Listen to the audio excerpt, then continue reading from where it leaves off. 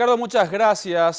Salió Ibáñez, entra Nano Galaverna. Bueno, ese es el mecanismo de cambio, de trueque que hay en la Cámara de Diputados. El hijo de Calé asumió hoy su banca en Cámara Baja, muy criticado, por cierto. Nos comunicamos con Rodrigo porque, bueno, finalmente hoy ya es nuevo legislador Nano Galaverna. Jorge, teleaudiencia, buenas tardes. Y así es, juró el nuevo diputado por Central, Juan Carlos Luis Nano Galaverna, como es conocido, quien mencionó a la salida de que trabajará para la gente, con la gente, que escuchará lo que tiene que decir el pueblo y que no seguirá los pasos de su antecesor, el exdiputado José María Ibáñez. Justamente tras esta renuncia él ocupa su bancada. Mencionó que si bien aún no tiene proyectos establecidos, hay algunos planes que estarán debatiendo con su bancada, la de Colorado Añetete, a la cual se estará sumando ya desde ahora. Escuchemos justamente lo que mencionaba el nuevo diputado de la Nación, Juan Nano Galaverna.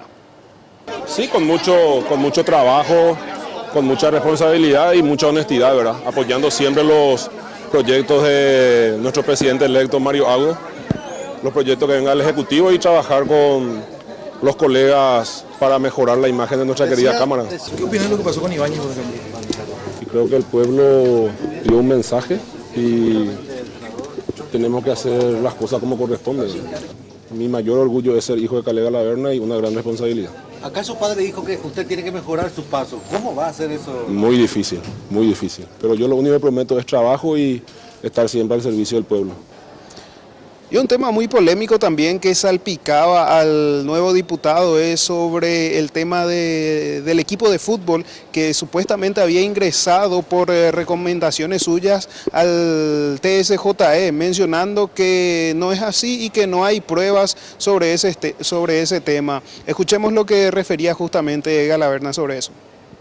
Yo no tengo ninguna responsabilidad sobre eso fue una mentira.